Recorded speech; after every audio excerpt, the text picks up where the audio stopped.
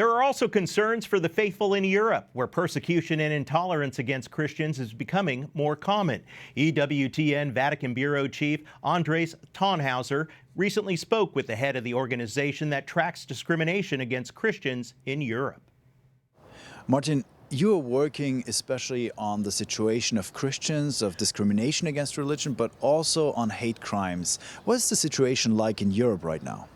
Europe has unfortunately become a place, a dangerous place for many Christians who are engaged in public life on the one side. So this means that, for instance, freedom of conscience or freedom of speech is limited or at least threatened by laws and by the media bias in Europe.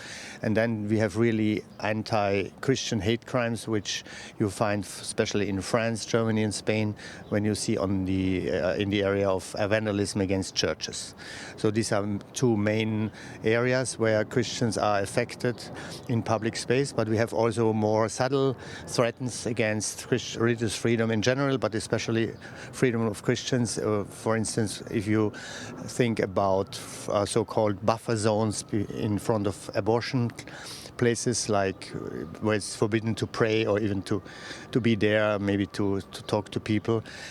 This is a growing issue in many countries, and we have educational rights who are affecting the freedom of parents to educate their children regarding sexual education, gender education, for instance. And then there's a growing phenomenon among Christian converts from Islam, especially in the immigrants communities, where it is dangerous if you live as a Christian Arab, for instance, in a community which is dominated by Muslims.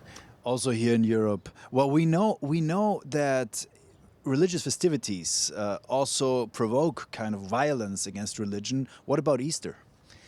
Easter is, of course, more dangerous in countries like Pakistan, Sri Lanka, Egypt, where there were many attacks and even many people killed in the recent history. Like 4 years ago, in Easter Sunday alone in Sri Lanka, 250 people were killed in the cathedral and 2 other churches.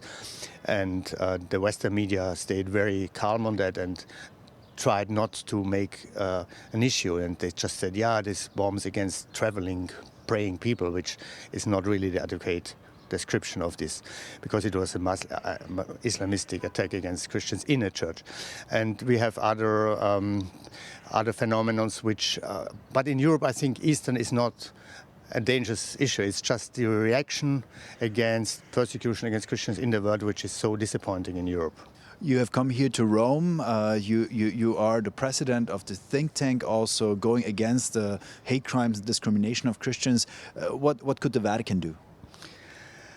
The Vatican has a good, important role in diplomacy, in the United Nations, in the European institutions. Of course, not as a decision maker, but I think the diplomats from the Holy See, like in the nunciatures, could use their influence, because in many countries the church has a standing, and of course what the Holy See should do is to encourage the bishops to use their local authorities to talk to politicians and journalists openly.